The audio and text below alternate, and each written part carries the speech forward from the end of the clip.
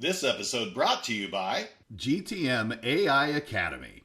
Learn AI from a globally trusted resource. Coach K, Jonathan Carfort. Their bundle, Enablement AI Mastery, includes both the core Generative AI Foundations course and Enablement AI Mastery specifically.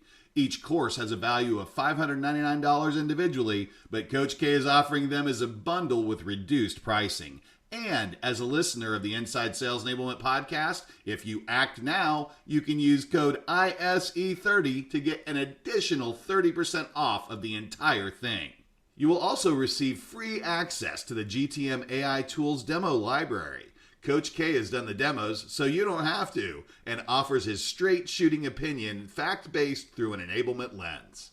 Go to www.gtmaiacademy.com and enter code ISE30 today and elevate your AI enablement game. Welcome to the Inside Sales Enablement podcast. Where has the profession been? Where is it now? And where is it heading? What does it mean to you, your company, other functions, the market? Find out here. Join the founding father of the sales enablement profession, Scott Santucci, and Trailblazer Brian Lambert as they take you behind the scenes of the birth of an industry. The Inside Sales Enablement podcast starts now. I'm Brian Lambert. And I'm Scott King, and we're the Sales Enablement Insiders. This podcast is focused on helping you be successful overcoming sales complexity so that your salespeople can be more effective in the market. If you're an enablement leader looking to elevate your function, expand your sphere of influence, and increase your impact with customers, you're in the right spot. Thanks, Scott. For those of you who are long-time listeners, you heard that right. That was Scott King, not Scott Santucci. So, Scott King, are you ready to take the guest host spot today? Yeah, man, I'm excited. I'm jumping into the co-host seat so we can put Scott Santucci on the hot seat. I want to talk to him about engineering sales conversations. That's cool. Yeah, we've got two Scotts on here, so we're going to have fun. And Santucci, are you ready for this? We're all friendlies here. I love the script. It says, say something witty. Say something witty, Scott. Come on, Scott. You can do it. That's a lot of pressure. Are you excited? I'm excited, yes. All right, cool. Simmer down. All right, so the reason why I've got this scripted is because I want to brag on Scott King. And usually what we do with leaders is where we first met them and what their origin story is. So Scott King and I go back a little bit, but he actually goes back to Scott Santucci even further, and that was when Scott Santucci was at Forrester. And there was a conference in Phoenix where Santucci was talking about sales as an ecosystem, and he had a keynote around the selling system. And for those of you at that event, he had this interactive exercise to map out your company's selling engine using like stickers on a board. And it was a big risk because people loved it or they hated it, and it was pretty cool. Since I had gone through this process of moving through into a different company, I actually didn't meet Scott King at that event when he met Scott Santucci. I was actually in North Carolina. I had reached out to Scott King. He was at a company called Progress in Raleigh, and him and I started having conversations, and I told him about podcast. And I said, hey, do you know Scott Santucci? And he said, oh, yeah, I remember him from Phoenix. And so as I got to know Scott King, I realized that these guys are kindred spirits.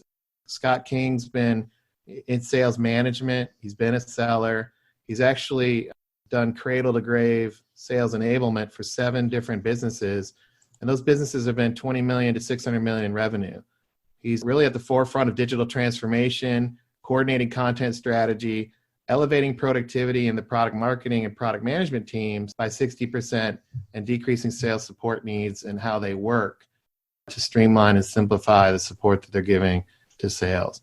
He's also got a competency-based approach to hiring and sales success, and that's helped his organization exceed revenue goals by 100% year over year within a team that had just seen substantial turnover.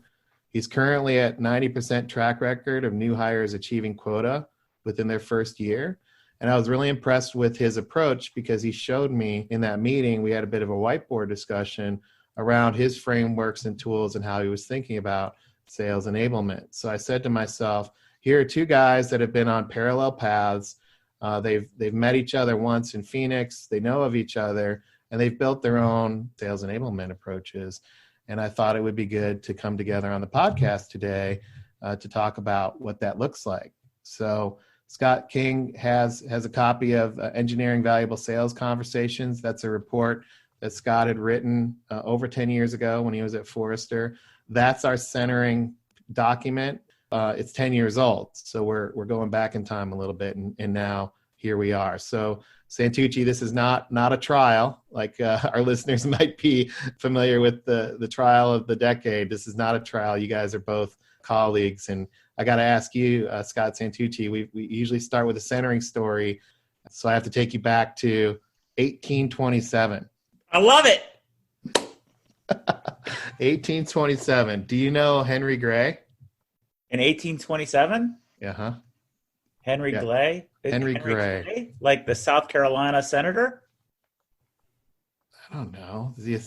No, that's not the one I'm thinking about. Is it Clay? C-L-A-Y? Gray, Or like the color gray. oh, Henry Gray. no, I have no idea who that is. Okay. Well, he was born in 1827, and he studied the human body, and he studied the development of endocrine glands in the spleen. He was an expert in spleen science. He was appointed a lecturer on anatomy at St. George's Hospital in London. In 1855, he approached his colleague, Henry Van Dyke Carter, with this idea to produce an inexpensive and very accessible textbook for medical students. And you know what that textbook was? It was the Gray's Anatomy book. The Gray's Anatomy book in 1853. So how would he do it? Well, following the laws that were passed in London, which was called the Workhorse and Hospital Mortuaries Act, Oh my God. in 1832, he could actually collect bodies from the morgue and dissect them. Yikes. So he did that, and he worked 18 months on this book to make the human body accessible, and that name of the book was called the Gray's Anatomy book. There you go. So not the TV show, turns out. Not the TV show. Right. So this is the part where we're supposed to say, so what? Like, what in the world are you talking about here with this book? And I love being on the other end. So I can really, really channel the so what. So what? What are you talking about? What does that That's have right. anything to do with me and Scott King? And or sales enablement. Well, right now we got a guest on the show, right? Yeah, I think from my perspective, I think this is it's a great starting point. I'm a little bit embarrassed to kind of admit my kind of entree into sales enablement, kind of rolling out of the field, was that event there in Scottsdale. So for me, kind of I guess the world started the day I was born that way. I didn't kind of look back at the research that was available. So up until very recently, I wasn't aware that this engineering the conversations kind of structure existed. So as I was going through it, for me, there's a lot of lessons that I could have learned by not running through brick walls. And that's why I'm excited to kind of talk about this report. I know that it has been around for a while. For me, it was new and seems still very, very relevant. So I appreciate you guys kind of kind of sharing this with me because, from my perspective, it started with those stickers, and I'm a sucker for stickers and colors, right? But I think from my standpoint, what I'd like to do, Scott, is kind of dig in on kind of maybe 4 buckets as it relates to this report and kind of how that applies to today and what changes might be made or kind of some of the different ways that maybe I've approached it. But the way I'm looking at it is what is the scope? So if we've defined it as profitable revenue growth, as it relates to this report and as it relates to kind of the research that you guys had done a number of years ago, how did you define the scope? What do you see the scope as being? And then kind of digging down from there into what are the components of, let's say, the anatomy? What are the components? What are the big organs that we're going to be concerned about? And then kind of dig down from there into the critical integration points, and then kind of taking a look at the critical parts that we could potentially dig into. I don't know if you think that sounds like a fair approach, but that was kind of the way I was thinking about having the conversation. No, that sounds great. Happy to follow your lead here, Doctor. All right. Dr. King. Yeah, I think that should be scary for all of us, actually. Well, so yeah, as I was going through your report, and maybe it does make sense, and I'm sorry, Brian, maybe it does make sense to kind of just, if you wouldn't mind, kind of give us that high level view. And the initial report that you did is you defined what the goals were of the CEO and the different kind of business structures that you saw. How did you come to that? Kind of, if you can give us kind of a high level view of what those things are for those people that don't have the report sitting in front of them. To me, it was really insightful as a starting point for how revenue is impacted by organizations and how they have to align to achieve that goal. Sure thing. So having had a bag carrying sales role before, and then also having been a VP of sales, as the bag carrying salesperson, you think the VP of sales has a lot of control over your destiny. And then when you're a VP of sales and marketing, you realize, oh my gosh, the board here really has a lot of say or has a lot of, we'll call it input. The CEO has a lot of input. So there's a lot of expectations that as a newly crafted VP of sales and marketing, I was honestly dumbfounded and shocked at how little the board and the CEO really understood about sales. So what you learn is, oh my gosh, this is a community-wide thing. It's a team sport. I can carve out my turf, but what I'm going to do is I'm going to sign up for 100% of the number, and then the products and everything like that, the things the rest of the organization's doing that impact our team's ability to hit the numbers isn't working. So that illuminated a holistic problem. And, I carried that around with me, and I thought that was my own insanity, like there must be something wrong. There's got to be a way to do it better and the like. And then I joined Forrester, and we had a variety of working sessions with VPs of sales and VPs of marketing. And sure enough, they have the same problem. They called it different things, because these situations that we run into are going to be symptomatic by the lens that we see it. So, for example, sales might say, well, we don't have the right products, or they might say our marketing is bad. Marketing might say, well, salespeople don't know how to bring it up, or they don't know our customers well enough. And when you frame problems that way, you don't get really curious. So what we did is we brought 10 VPs of sales and 10 CMOs together, and said, figure this out. Let's figure out where these gaps are and put some texture around it. So that's really the driving force. And then, sort of to do that is knowing full well that both of those parties, even if they do come together, you're going to have something to connect it back to the CEO, because the CEO is definitely going to be involved in anything that's dealt with cross-functionally. How do we go do that? So, the answer there was to read, 50 annual reports, and then specifically the Q&A section in the earnings calls, and just highlight the areas. We printed all those out and highlighted all the areas where questions from the investors were about sales and marketing execution, and then tried to put all of those things together, highlighting this theme of mad scientists, this Frankenstein picture of all these pieces together. That's how we scoped it out. Yeah, what I liked about the scope when I was reading this, and this is absolutely not where I kind of began my journey with enablement. I think, for me, instead of looking at the whole body, maybe I articulated it that I thought I was looking at the whole body, but in reality, I was looking at, something specific, the respiratory system. And, you go about trying to kind of fix that component thinking it's going to, fix the body, and it doesn't. I think you brought up a couple of good points, especially in this report, and then again, which is, kind of the creating an overarching go-to-market strategy is a cross-functional, process And sales really is the cap end, from my perspective, or the execution arm of that go-to-market strategy. And I think a lot of times, because we don't necessarily look at it as a whole, we take each individual and then ask if they're playing well together.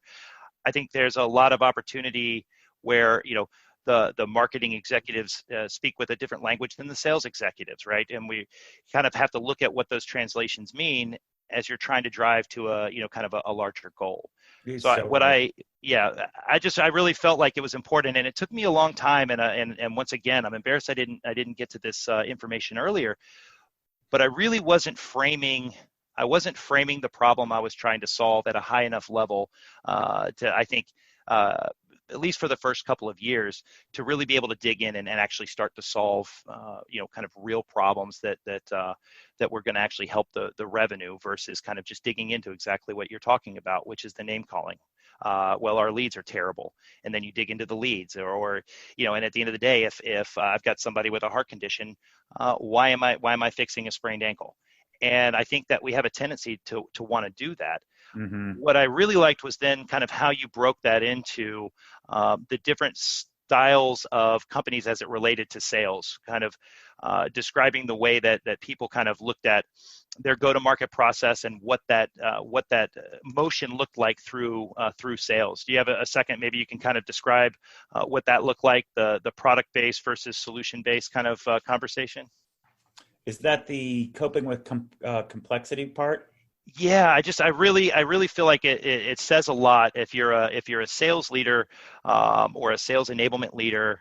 To me, taking a look at what the expectation is of the sales team, given what they've been handed by product marketing, by human capital, by the sales management team or sales operations, the structure that's put in place. I really like the way that you did the engagement model around the commodity perception. I think we all sort of fall into. Oh, okay, I gotcha.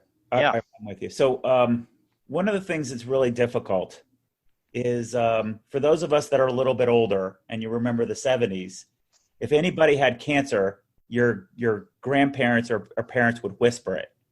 Be like, Brian Lambert, did you hear what happened to him? He has cancer. And here we are in 2020, and the diagnostic of cancer is so good, the survivability rate is so high when you capture it in pretty much all forms. Like pancreatic cancer used to be a death sentence, and it's got a survivability rate of 90% if they catch it early. And that phenomenon of medical science and being much more informed by just saying, look, half of the battle is we just have to talk about the problem. And the reason I bring that up and frame that out that way is the problem that we've got is mismanaged complexity. And how many organizations do you know or people want to talk about complexity? I don't have time for that. There's the fingers in your ears with it. So what we wanted to do is say, look, this complexity, and by complexity, we mean the information, the valuable information that's being transferred between your buyer and your seller. That's really the root of why you have so much inefficiency at the point of sale. Your customer's world has gotten more complex. Your world has gotten more complex. So let's call a spade, and the thing that we need to address is complexity. So that's part one. So then the issue is whether you are addressing the complexity or you're choosing to not address the complexity, like treat the symptoms, you still have a strategy, a default strategy. Strategy is happening. You are dealing with it. So if you are dealing with it by not confronting it, well, guess what happens? The people who are producing the messaging, maybe product marketers, product people, are producing lots of product-based stuff. They're throwing it over the wall to salespeople who don't know how to discern it, and then they push that product-based information onto customers. So basically, we're forcing our customers to deal with our complexity. And what do? Scott, you and I both know, Brian knows this too, as salespeople, if you give customers a whole bunch of stuff, when you leave, they throw all that stuff in the trash can. I agree with you, right? And I also think there's an accountability component in kind of what you're describing as well that I think gets lost sometimes, right? Yeah. Which is, I think we are trying to push a lot of our complexity onto the customer. And especially in sort of a very product-based selling motion, you're really expecting them to diagnose their problems in a vacuum or by being able to gather information from forums. And they've decided that this is going to be what's going to help them solve that problem, and we push that work, let's say, onto them. And when it's not successful, or if it's not successful, or it's not driving the revenue growth, what's interesting is, from my standpoint, a lot of that does sit on sales. I think it comes down to the fact that we forget that the sales teams, really at the end of the day, what 50% of their income is almost always going to be variable income based on their success or failure. I think in your previous podcast, I think it was podcast number 10, you really kind of highlighted that sales is a zero-sum game. And I think as a VP of sales or a person that's carried a bag, you sort of understand you either win or you don't win. And I think when you're getting your information, or you're getting your lead flow, or you're getting marketing information pushed to the field, a lot of times they tend to be more task driven because they don't live in a world that is zero sum. Do you think that's is that kind of what you see, or do you think there's any validity to that point? Well, I definitely think there's validity to that point. I think where we're at today, if you were to make a mental picture of what Dr. King and I are describing, is if you can kind of picture three boxes going left to right. The box on the left, sort of label it your message, and imagine that being all of the content, your product people, marketing people, et cetera. And then in the middle box, your messengers, your salespeople and client-facing people. And then the third box being your customers. We're pushing the burden onto them. Now, to answer Dr. King's comments, I definitely see that. I think we have two challenges. I think that as a salesperson, our binaries are whether we got a good meeting or not, then it's the next stage. Did the client agree to explore further with us? Then the next stage, were we able to get shared buy-in with all those stakeholders involved? Then the next stage, did they accept our business process? Right? It's a series of micro closes. Always be closing. Right? We've learned that for our life. I think the difficulty is there are some people in the company, maybe marketing, product, et cetera, who think about things on a scale. Like, the quality of content is a scale of 1 to 5. And, we need to get it to level 4 and things like that. So there are different barometers used. But then at the top level, they also think binary. Unfortunately, they think binary of we either got a deal or we didn't get a deal. So what we're dealing with is the salespeople have to be binary over a process. So there's a time component that I don't think is well understood by the rest of the organization. The marketing and product groups are on scales, the Harvey Ball kind of thing. And then management is in a different kind of scale, binary. So we're not even in sync about what our goals are and what makes a lever to pull or not pull. I think it even sort of, from my perspective, even expands beyond, let's even say, marketing. And I'll highlight it. I'm sure, listeners and folks probably know this as well. But, as we push more work, let's say, to the customer, maybe we try to take some of that work back and we put it on our salespeople. To your point, if you have an inefficient sales process, maybe your legal process is difficult. You have different supporting infrastructure that touches that selling motion. Any sort of inefficiencies that you have in that space are really going to impact the customer's, kind of experience in buying from you. They have to like you that much more to move from kind of through those 4 gates, right? Yeah. So what we're talking about is the difference between, so the first model that I shared, product puts out a bunch of information. Sales just puts that information and puts that on the back of the client. Maybe we call that the show up and throw up model. Yes. Yeah. What you're talking about, Scott, is where a lot of people are today. It's like, well, that doesn't work. Dang it. It's salespeople's responsibility to have better conversations. Let's train them up. Let's make them challenger reps, or let's bring solution selling in, or whatever. And let's get them to absorb all this information. So we're going to keep training them on all the products that we've got. But somehow these salespeople who are 26-year-old people or whomever are going to be able to put all of the dots together and then craft them into valuable messages to customers. So we're doing that. So we're trying to train a lot of salespeople. The data has been consistent from now. It was consistent in 2010. It was consistent in 2000. It was consistent in 1990. For 40 years, only about 20% of your sales force can do that. Even the sales training companies will tell you only 20% can do that. Yet we're still throwing more and more training at it, more and more training at it. But that's sort of scenario number 2. We call that the heroic effort, where we're asking salespeople to put all of this information on their backs and absorb that complexity.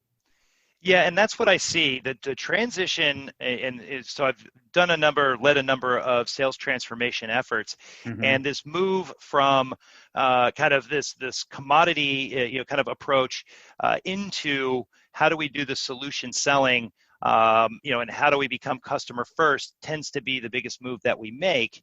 And that's where, from my perspective, being sort of hyper focused on, let's say, the salespeople, it became a conversation with the organization and with our sales leaders around what are the competencies that you expect of these sellers.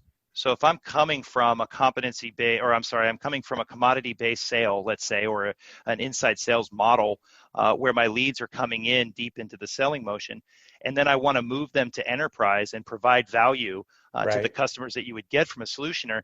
I don't think I don't think the greater organization understands the level of effort that it takes for a single seller to grow those skills and be effective.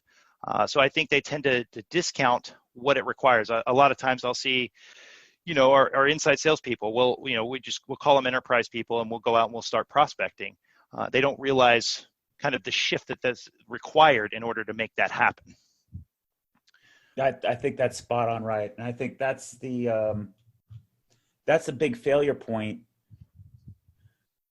sort of projecting where we are today. I think that's the big failure point of sales leaders is our inability. Now, I'm not going to make it a value judgment, just we've been unable to communicate how complex that conversation has become. And I think so, right? And it's not, I would suggest to you that maybe it's not even just the sales leadership, because even the conversation from a marketing standpoint, if they're used to doing a more product-based selling motion, and they're thinking, a one-to-many message that's going out to the marketplace about their product, and they want to be taken seriously as a kind of a solutioning or a problem-solving organization, it does mean that the content strategy at a much more macro level needs to also shift to support that shift in motion. I totally sales. agree with you. What I'm trying to articulate here is, I think the communication of the problem is the responsibility of the sales organization, because we are more or less, or sales leaders or sales departments are more or less canaries in the coal mine. That as the sales world is getting more and more complex, the feedback loop coming back into the organization isn't clearly communicated. So I think a lot of times what I find, particularly when I talk to a rep, Scott, or Dr. King, Mr. Lambert has asked us to make sure that we highlight our last name so we don't get Scott confused. But what I see is that when you talk to the A reps, the only way they relate to you is through other stories. They don't have specific words to describe what's going on. Yet, the words that the rest of the organization describes around, they take information that they get from Forrester and Gartner and everything like that, and they say things like 67% of the buying process is already done before salespeople engage. And it's just so devoid of any kind of reality, and they drive these decisions on and create more and more content. So what it does is creates this perception that the people behind sales understand the customers, but they don't understand the customers empathetically. And we don't have the language in the sales organization to help communicate that. So what do you do when you're not communicating? You get frustrated and you yell at people. And that then you have no communication whatsoever. So I totally agree with you. And I think the reason I'm highlighting that to be a sales responsibility is at the end of the day, whose throat is choked if the revenue number isn't hit? Is the head of sales. That's right? exactly right. That's exactly right. And you add extra complexity, especially in a transformation, Oh my God, right. Yes. moment, right? Because now your comp plan potentially is working against what your sellers should be doing. If I have a sales team that has been doing transactional, let's say mid-range to low-end deals, and I think we can go to enterprise deals, how much trust are they going to put in the organization? Me as a seller, knowing 50% of my income is tied to my success. How much do I want to take a shot at an 18-month sales cycle when I know I can get some base hits and I'll get some runs on the board, right? I think it becomes much more complex unless you look at it and you go, who is it? Unless you can document at those higher levels, who is it that we're trying to target? Why would they want to listen to us? What do we want their experience to look like? And how are we aligned cross-functionally to achieve that? I think if you put it on the sales, that you've maybe overburdened the guys that you really want on the phones versus handling it internally and not disrupting kind of your sellers that are out in the field. I think that's spot on, right? And you said something earlier in our show about the go-to-customer, the go-to-market model is a team sport. And exactly to what you're talking about, there's a lot of evidence of how when you don't sync these things up, it creates bad conditions. And for whatever reason, we're not learning to them. So one case that comes to mind is we were studying some of these when we were at Forrester. And in 2009, 2010, BMC Software had this amazing vision that they called business service management. And the idea was, instead of selling monitoring tools to lower level manager people, let's click this up. And basically we want to be the ERP equivalent for IT organizations. So very compelling vision. As you can imagine, that's a CIO, CTO level sale, which is probably going to take 12 to 18 months to sell, exactly like you said. However, they had just acquired BladeLogic. They brought in the head of sales there, and the CEO loved their transactional sales model so much, he said, let's scale that. So they implemented a sales model that pretty much said, if you don't meet your number 2 quarters in a row, you're fired. So what happened? All the reps who had the skill to sell to the CTO, CIO level all left. And then they had to report back, a year and a half later. Literally, we have all this documented. We should write these up, Brian, and share them out for folks. What was the dialogue with the investors on these earning calls? And BMC literally said, well, we made a call here. We just didn't get it quite right. And we have to rebuild our whole sales engine again. And, it's going to take us 2 or 3 years, because they drove off all of the people to do it because they didn't think through such a simple question. Our business strategy is what? We're selling to C-level people. The cadence should look like what? So therefore, our sales model should look like this. They didn't connect the dots. And these are the kinds of gaps. All of the people involved, by the way, were all smart people. It's just having the process to recognize this is a complex ecosystem, and you have to have checks and balances to think it through. So I agree with you completely about what you're talking about. Yeah, I think the approach needs to be, from my standpoint, is the approach needs to be a simplification of your internal messaging, right? Less is more in that case. If you are, let's say, commoditizing the skills of your sales reps and you want them to plug into a machine, then it's incumbent upon us to keep that message very simple. They know who they should be speaking to. They know what's going to resonate, and then they can get about making their phone calls. What I find is that we have a tendency, we say show up to throw up for a sales rep, but I do think that we spend a lot of time showing up and throwing up on top of our salespeople and expecting them to understand what they're supposed to do with it. And what's crazy is one of the things that we did, kind of recently in the digital transformation of our sales messaging was really work with our internal teams to say, simplify, simplify, simplify. They need 5 assets, no more. If you feed a sales rep too much, they'll lose confidence and make less phone calls.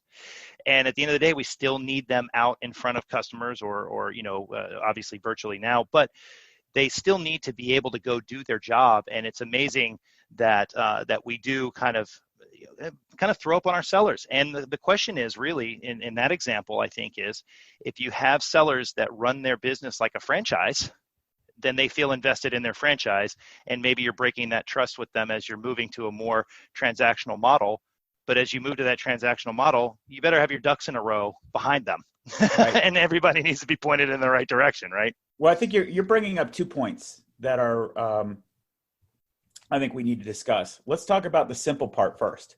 Mm-hmm. My experience with what you said, we need to make things simple for sales. The reaction is, well, of course, duh.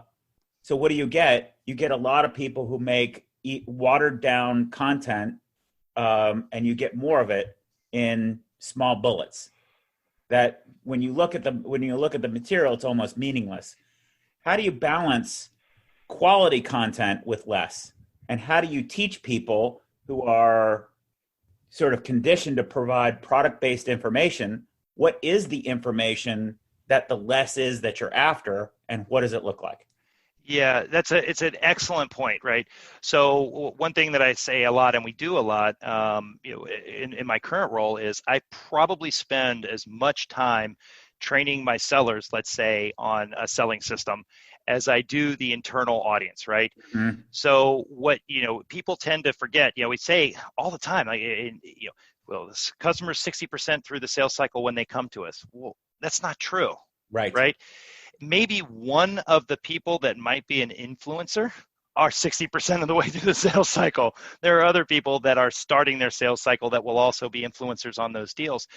I think that, my product marketers, my product managers, even my engineering staff don't understand that the bulk of a seller's job, a bulk of a seller's role tends to be in that first 60%. Once they've identified a deal and a customer has agreed to explore their value proposition and move into a technical proof case, look, at the end of the day, that is deep into a sales cycle. That is being forecasted, deep, and we expect to win it.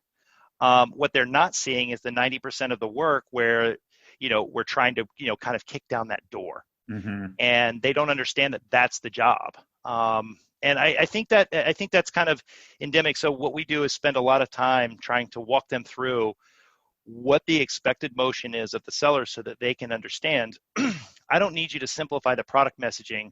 If it's early stage sales cycle, they should be able to speak to the market and the persona. So the content changes.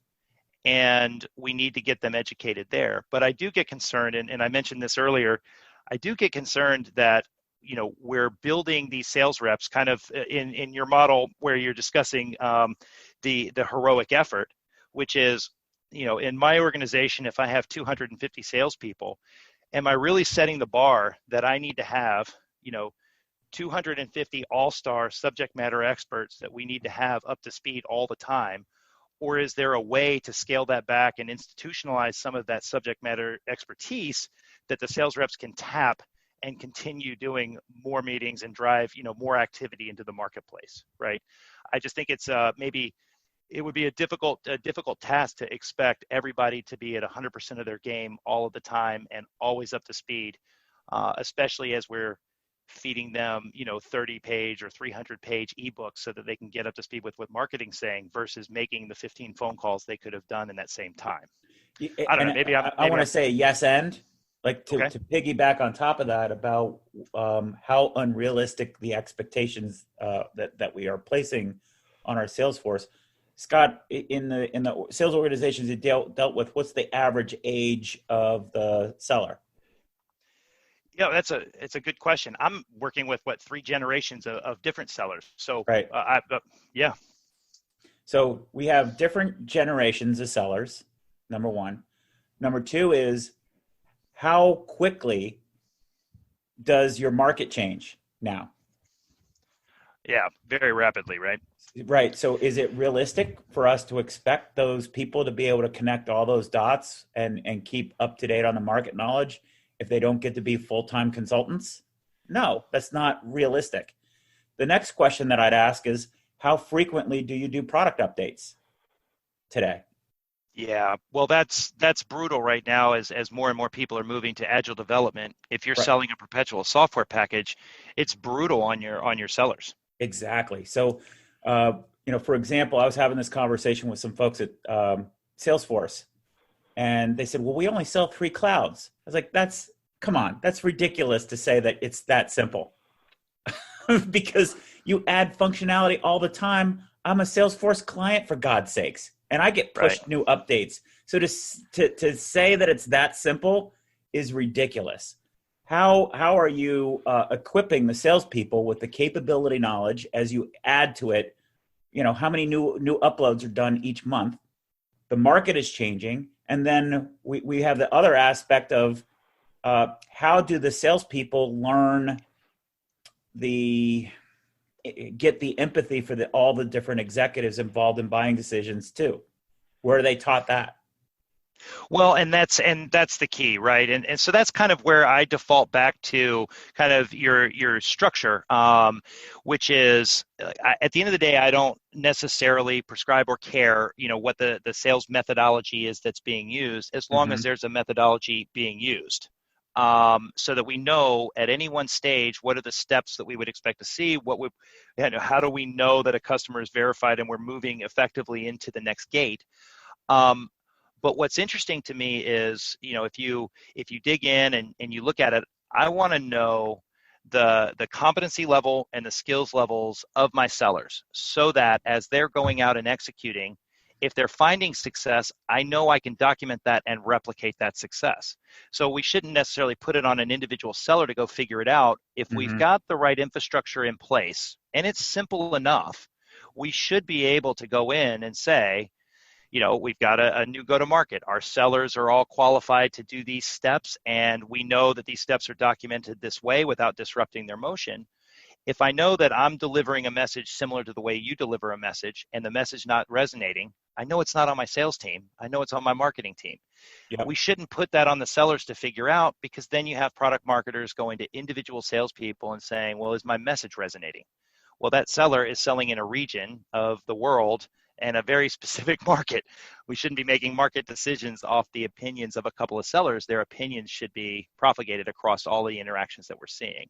But I think a lack of focus on that cradle to grave kind of the bones or the skeletal structure, and having that documented in place, really kind of, you have to put it there so that you can control certain variables to test other variables, I guess is what I'm saying. I don't know if any of that makes sense, but what I see a lot of times is if you go and you ask one of our sales leaders or a sales leader out there, what are you guys using as your selling system? And they'll say, well, I'm using solution selling, or I'm using Medic.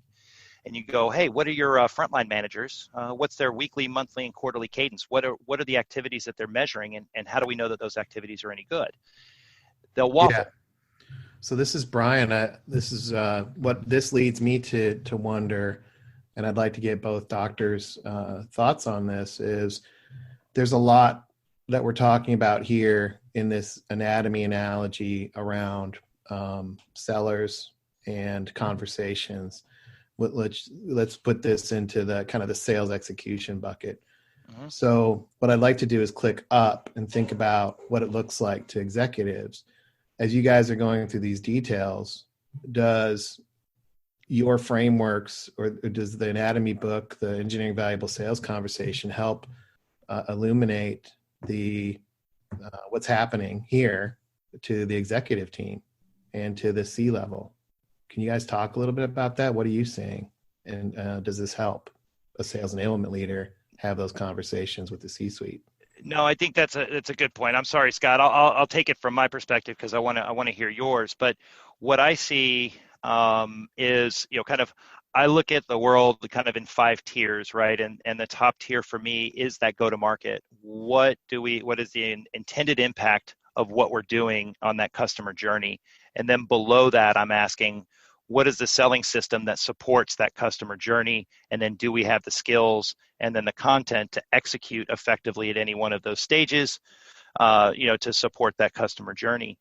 And to your point, I think what I see a lot of times is the actual motion in an organization, let's say, of product coming out through our product management or engineering teams tends to be, very product specific.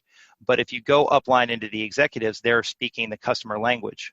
but their process isn't following that language. Their people aren't aligned to think customer first. They're still thinking that they want to get their release out.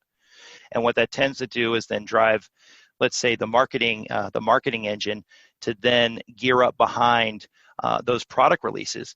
And even though at an executive level and even on your website, you might look or feel like you're solving business problems, in reality, you're still functioning very much like a product selling team. Mm-hmm. And if the sales teams can't effectively, put the spin on the, kind of the spin on the ball coming out of the gate, you end up with a very, sort of product-based, product-focused, easily commoditizable message that actually hits the customer.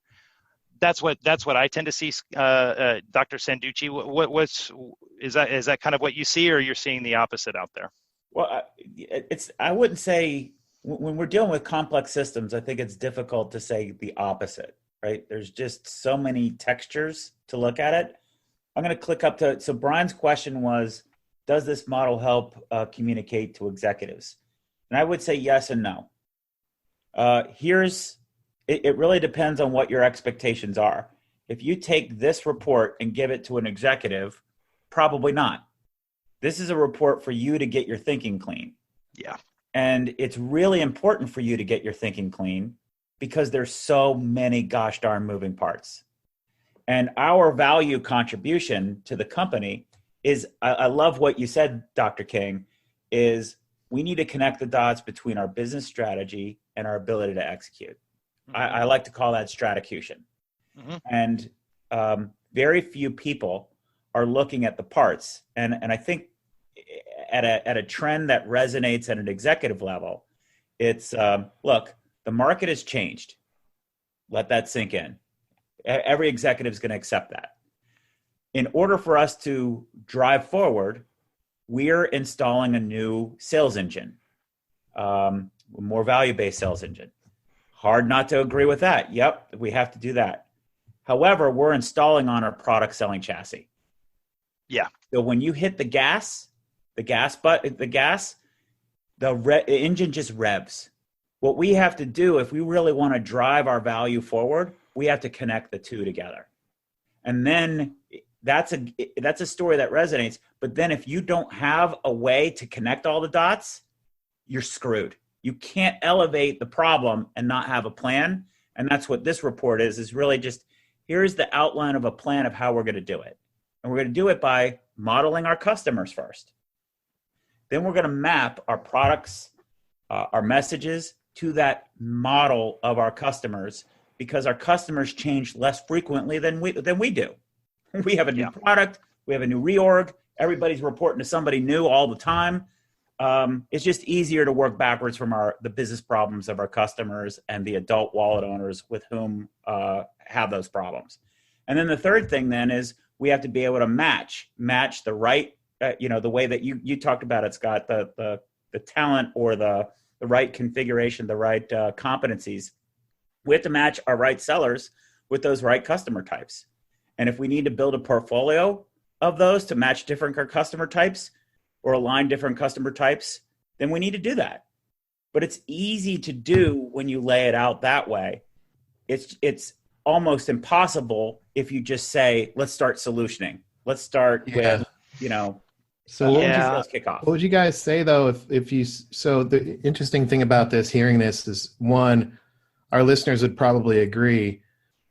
Two, I'd like to know if Dr. King agrees. Yeah, that's what I was wondering, if he agrees. And then two is like, who the heck's supposed to do that, right? So I agree. Yeah, I agree 100%. This is where I see it play out, right? Enablement is a nebulous word, right? For the most part, it means something different to different people in the organization. It's going to mean different things because they're all speaking different languages. So what you're describing from my perspective is really what enablement as a practice should be doing, right? Mm-hmm. I look at us and I think to myself, and in your research, one of the things that popped out to me was, I look at my team and I think, well, we're management consultants. We should be able to speak all of these different languages. We should be able to explain to them the value of changing or shifting the way or shifting their thinking to help the execution in the field, right? So we should be able to go to a chief product officer. We should be able to go to human capital and say, look, we are looking for competency data based on our sellers. We do want to grow them. We want to understand if we have our right mix. We want to check it on a regular basis, and we want to grow the skill sets that align to the go-to-market, which is the same, obviously, the same motion you have to do for marketing. There's nobody in the organization, for my money, that's going to be able to do that better than sales enablement. And what I find is in kind of working with peers in different companies is that there tends to be two different flavors. There seems to be the flavor of sales enablement that thinks of themselves strategically and looks revenue back. And they're willing to say there's problems everywhere, and we're going to look for the biggest levers that we can pull, and maybe that is in product, or maybe it's in systems, or maybe it's your salespeople. But you're taking a cross-functional look at your problem solving on what the impact is going to be on the marketplace. And they tend to be, and these enablement teams tend to be the strategic advisors in an organization where they're bringing value to those executives that they can then articulate themselves, and you're able to make recommendations and execute effectively. Then I see sort of the other side where enablement becomes a little bit more tactical, where they're kind of order taking.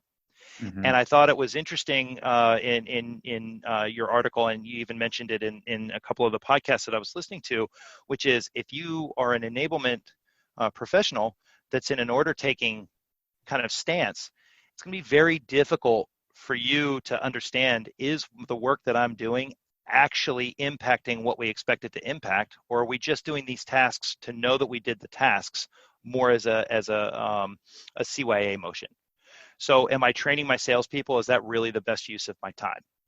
If we've got, we're going to pull, let's say, a handful of our sellers out of the field, we're going to train them for 4 days. That's a series of meetings that didn't happen. Was there a more effective way to help those sellers that maybe wouldn't have disrupted them? Better content might be one of those. Spending time with the PMKs to make sure that the content is pre-chewed before it's getting to the salespeople. How should you be looking at your organization? And I would suggest that there is a lot of low-hanging fruit in that cross-functional. Oh my God, yes. But the enablement teams, I hear a lot, well, we turned over our enablement team, it just wasn't being effective. And then I dig in, and it's usually they saw themselves as a content writing team, and they were pumping out playbooks. What they don't understand, maybe, if they haven't carried a bag, is that as a seller, I don't trust a playbook. Am I going to go make a week's worth of phone calls only to find out that you didn't do your homework and I didn't get any meetings based off of it? Probably not, right? There's a different way to do it. You can pilot a playbook. You can get the buy-in from the sales teams. Then you're saying, hey, Scott Santucci was successful with this in the Pacific Northwest. I want to get some of that success myself, and the sales reps will adopt it. So if you look at yourself and think, content's the way I'm going to solve this problem, then you become the excuse almost. You become an order taker, and you have less impact on the organization, and you get commoditized in your organization. You're just another set of hands to fight any fire that's coming down the pipe. Same goes if you look at it and you become a sales training institute, because a lot of times the problem is not going to be in training your sales reps initially. It's going to be in making sure that the system you're looking to implement is actually aligned with the rest of the organization. Is it well thought through and simplified to where it doesn't disrupt your sellers? So your value is in being able to keep your head up and on a swivel and making recommendations, and kind of the violence of action, getting out there and making recommendations and trying to go find the success, versus sitting back and saying, well, we did 26 training, and we did X amount of web content, and we did this and we did that. I just think you put yourself at risk as an enablement person. I mean, I don't know if you guys agree with that, but that's kind of what I see. I very much agree with that. The way that I would characterize it is not simply that demeans what you just said. This is probably too abstract, but the tactical people have what I call silver bulletitis. They go look for some silver bullet because we go in thinking that this is a simple problem. I've seen that, the problem is our salespeople aren't trained. So we're going to train them as challenger sales, and that'll solve the problem. So that challenger becomes the silver bullet. Or it used to be whiteboard selling was a silver bullet. There's been many silver bullets out there. The reality is there's no such thing as werewolves. So we're shooting silver bullets out there and actually making the problem worse. I think what this is a function of somebody gets gung-ho, somebody says, this is our problem. They treat the problem. People don't do the diagnostic work. Yes. So they just launch in and start doing things. Go ahead. Is that because Go ahead. I'm sorry, Brian. Sorry, I just want to keep us moving towards this, but towards the end of the hour, we're coming up on it, unfortunately. But the question that I would have, or the thought that I would have on that, is when you look at why that's happening, shooting silver bullets and there's not even any werewolves out there. What's the role of having an anatomy book like this? How does this help? And then what's the root of the challenge, Santucci? Is it executives don't see it? Is it lack of execution? Is it too much silver bullets, or is it something else? Well, if I were to put one word on it, it's a lack of understanding. So you have to have somebody like Scott who understands the ecosystem. He mentioned that word earlier. I really like that. There's an ecosystem of how all this stuff works. Mm-hmm. And most people are unaware that ecosystem exists. So the root problems are they're not thinking about an engine and a chassis. It's let's just fix sales. But no one thinks about, sales is a team sport. What about everything downstream? And sales leaders tend to move forward on it because, yay, I'm getting the resources I think I need. And they don't think it through. And marketers tend to do it because it's great because we get to blame sales. Awesome. So it perpetuates this model of we're not operating as a team. We're not operating as a whole. And you have to be able to think about this holistically, or else you're not going to treat the problem. I would agree. So 2 solid examples that, I've seen, and I deal with, right? One is, and the value that you can bring as an enablement person, really, if you think, a little bit more holistically, exactly to your point. I've got a sales team, and their pipeline isn't where we expect their pipeline to be. And, a lot of the guys are kind of relatively new, so they're kind of getting comfortable in their seats. But when, so the solution generally is, and has been, well, the sales guys, their pipeline isn't there. We need to get them more product training. Let's get them on some webinars. Let's do some role plays. Let's go ahead and let's see them do the presentation. And they go through and eat up a lot of internal resources. Once again, from PM, from PMK, they're bringing them in. Your sales enablement people are digging in with these sales reps. So we've done, I did that only to find out that the reason that they were struggling was because none of them knew how to make the first phone call.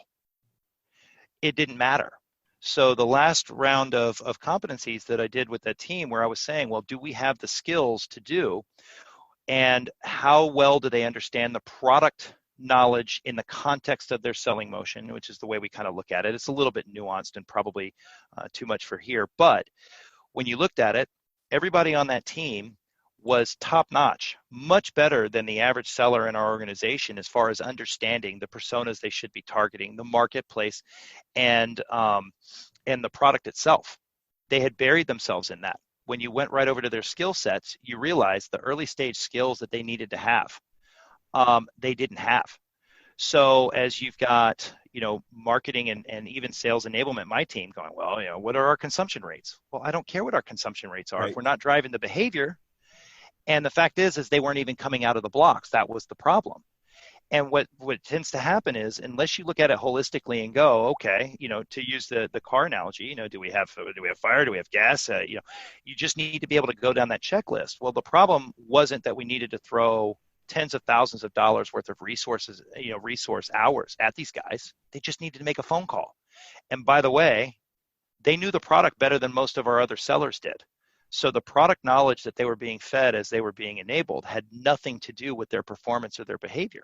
Where they needed the coaching was, we just need to get very good at starting to make those first phone calls, in which case you don't need to know the product.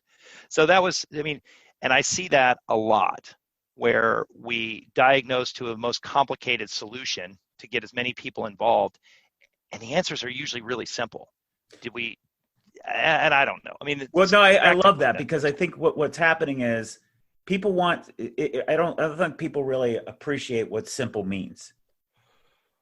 If you say our reps aren't working, well, therefore it must be they need more product knowledge, because the prescription is the simple one, but it's not the result. So you've made it more complicated, more difficult for the salespeople to actually do what the real problem is they're not getting on first base. That's right. So let's concentrate on, let's just get people on first base. If our conversion rate is 25% of people on first base, and we have one person on first base, we've got a quarter of a sale. If we have 100, we have 25 sales. And then we can work on moving the needle back and forth. So I think that's something that's really important that you're bringing up, Dr. King, is that we are so metric oriented, but we're measuring all the wrong things. And that's where my model, which is maybe a subset of kind of what you've laid out, because yours, it kind of outlines what the system should look like. And I agree with it. I've worked in those systems. I work in the one now where you can see these different factions kind of play out cross-functionally. For me, the sales performance model that we've kind of implemented, that I'm proposing that people should kind of take a look at, is when they're managing their sales force, most sales managers are managing their forecast, right? What's my commit? What's my upside? How's my pipeline roughly? And what I would suggest is that you need to have a performance metric which has those components in it, but also is really getting very sharp about what activities we're tracking that drives pipeline and how are we doing on those activities. But you also need that proficiency metric, which says how good are we at the skills we expect the sellers to do. Mm-hmm. As it relates to the go-to-market. How well do they know the product in the context of their selling motion? If you're a BDR, you need to know market. If you're an inside sales rep that's receiving leads at the trial download, then you got to know the product. So there's different contexts that you expect your sellers to do. That's where you get your simplification, is by just feeding them what they need. And then the competencies, which says what are the behaviors that they have in their skills. That way I can say pipeline is down for said product. I can immediately say, well, do we have enough activities to drive that? If I do, then I accept as a sales enablement leader, or as I'm working with my frontline managers, I go, well, okay, maybe we're not very good at delivering the message, or maybe we're not delivering the message to the right people. Mm-hmm. So I can go take a look at some metrics and see, well, we're pretty good on the product knowledge, but what we are is not so good on these skills. Now I know I'm training on competencies versus yelling at marketing. If I find that we've got the activities and my sellers are pretty good at their skills and they're pretty good at their product knowledge, at least fairly consistent, then chances are I'm dealing with a messaging issue that should go to marketing, and I'm not disrupting my sellers. So what I would suggest is, even though we think that we're being data-driven, we're really only using variations of the pipeline and the forecast, in which case there's no metric in there that is really considering the source. Especially in startups where, you hear from board members, you hear from, venture firms where they go, well, yeah, here's the forecast, but I don't have any trust in it. It's because they don't have any metrics to see the seller that's rolling up that forecast, or the 20 sellers that are rolling up that forecast. Are they qualified? Do they really know what it means to be at this stage? Do they have an understanding? Do we have a way to measure that? And so I just think we don't have the right metrics, to your point. Well, guys, the good thing about this is, using the anatomy analogy, we've uncovered for our listeners a lot of different aspects of profitable growth that need to be looked at. You asked the question of whether or not we needed the documented anatomy. I think it's important to have the documented anatomy, just simply to know where you could go to solve your problems, what could potentially be impacting it, so that you can make an educated decision on where you want to spend your time. Yeah, absolutely. So there isn't one right answer, but there is a right procedure for this. And that's my point number one. That's great. And following that procedure allows you to get the executive team aligned, as well as all the people involved in that. What if it's a treatment strategy? So we say, look, the body, the company, has this particular problem, which we've diagnosed as, some problem. Mismanaged complexity. Right. And then we say, this is our treatment strategy for us. And then underneath it, we're going to have to perform a variety of different procedures. Yeah, that's great. I like that. What do you think, Dr. King? Yeah, I like it because I do think that Scott was correct when he was saying, look, it is on sales management to be able to articulate to the executives the complexity. Given kind of this discussion and the idea that we could have, sort of that anatomy, that could be, shared and improved, as more folks take a look at it, it should be the role of the sales enablement to be able to go to those executives. Maybe we shouldn't be saying they need to learn. Maybe it should be, it is enablement's job to inform them. So I agree. I think there's 2 parts. So as you were talking about it, I think it's the sales leader has the burden to do it, but they're probably not able to do it because first of all, they're too close to it. And frankly, if they bring it up, they're going to be met with skepticism, like you're making excuses. That's right. They're going to need a partner to be their internal communication champion to talk about, here's what's really happening in the field. And because there isn't somebody focused on the empathy of customers or the empathy of what happens in these sits, all these sales conversations, that really needs to be the role of a sales enablement leader to bring the voice of the customer back into the organization. Let me outline the second point and get your take on this. So from the conversation today, understanding that what we just framed out there, the role of sales enablement to articulate and then enroll leadership as well as others in bringing that voice of the customer back in. The second is doing that in the context of the business strategy getting translated into the sales strategy. So you guys spent a lot of time with this top-down view, understanding what's the business model, what's the sales strategy of the company, and enabling that. That's where a lot of this mismanaged complexity comes from. And Scott Santucci, you talked about, look, much like in the 1970s, it wasn't very, appropriate to bring up critical diseases. Part of the challenge today is you have to be able to talk about this stuff, and there's no space for it. So that's my second point, is understand how the business strategy gets translated into the sales strategy and how sales enablement can help create the space to figure out what parts of the body to operate on or fix. What do you guys think of that point? Yeah, I think that's critical. One of the things that we're not doing a good enough job of in the sales and marketing world is helping the entire executive team see how complex the system is. And by going into the weeds, you further make them put off. And what's interesting is, what I have learned is that many CEOs and CFOs think heads of sales are jargon laden.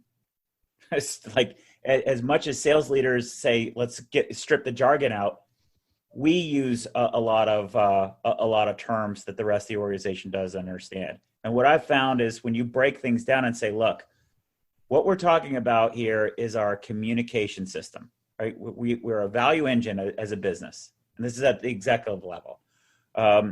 We have 3 parts to that value engine. We have a strategy system, we have a portfolio or a delivery system, and then we have a commercial system. And that commercial system is about how we communicate. Sales and marketing are both parts of that commercial system. And it's broken into these simple parts. We have an audience that we're trying to communicate to. We're communicating bidirectionally, not one way, bidirectionally through conversations. We have messengers, which are all of our client-facing people. And then we have messages, which are all of the people who have all the capabilities inside our company, whether they be product, professional services, marketers, etc. And if we don't streamline that stuff, it's going to look chaotic to our audience. Boom.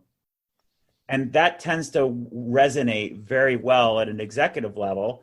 And I have tried multiple times with some sales enablement leaders are just too scared to bring that up because they think it's too simple and they're going to get yelled at. Yeah. I like the premise. I mean, I haven't articulated it that way, but I think you're right, especially as you start to think if you are able to streamline that communication process. Because it's all oriented around customers. The reason I lay it out that way too, Dr. King, is because I've learned how to do activity-based costing. And so what I can do is I can show to the CFO how much money we're wasting by being out of alignment. Yeah. So there's a huge cost factor that if we just organize the information in a simpler way and structured it so that we can communicate to everybody, it's really hard to argue, and then it's a shared problem, and then people become very coachable. But when you put numbers to it, it's astonishing how much money is spent per rep on stuff to quote unquote help sales that people don't think about because they're just random acts. That's a great point. My third point actually is that this go-to-market, this commercial system that Scott just outlined, it's a team sport.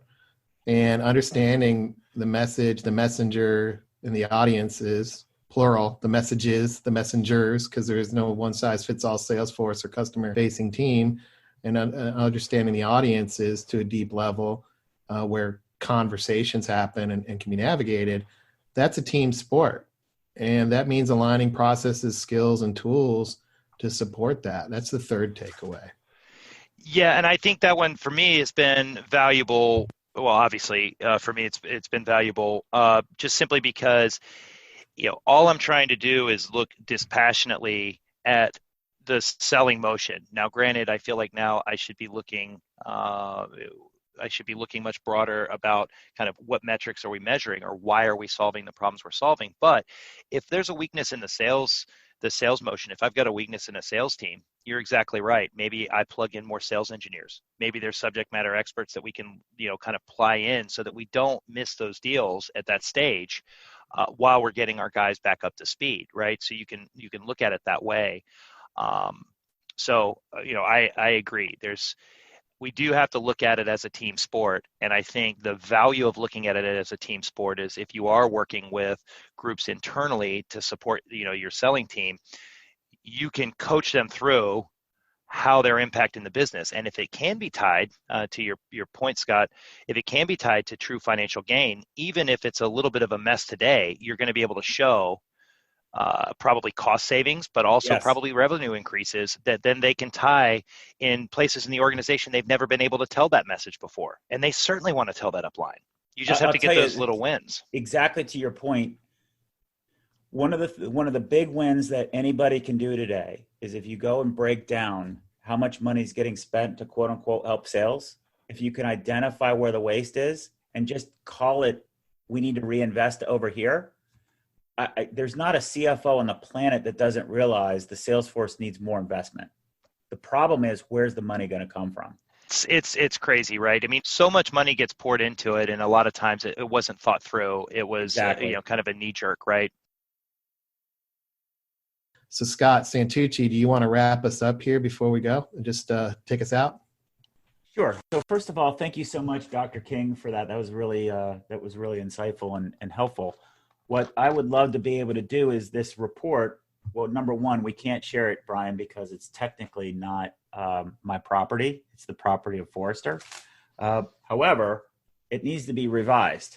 So what I'm going to do is maybe what we do is invite Dr. King, maybe invite some of our listeners. How would we update it? I mean, there's many parts in this that I would want to update it, having reread it in preparation because I didn't really know how this conversation was going to go. But I think we need to, I wouldn't say, maybe not rewrite, update. So let's make an update to use your analogy, the Grey's Anatomy one. Appreciate your time, Dr. King, for doing this and investing the time over the years to really tackle the sales enablement challenge. You're one of the folks that doesn't run away from the complexity. You go at it to simplify, and your background in sales and sales management has been really helpful here to have a really rich conversation around the anatomy book analogy. So I appreciate it. Oh, thank you guys. It's a lot of fun. All right. Insider Nation, thanks so much for joining us today. We'll see you on a future podcast. And as always, remember to give us feedback and also your thoughts on this episode. Take care.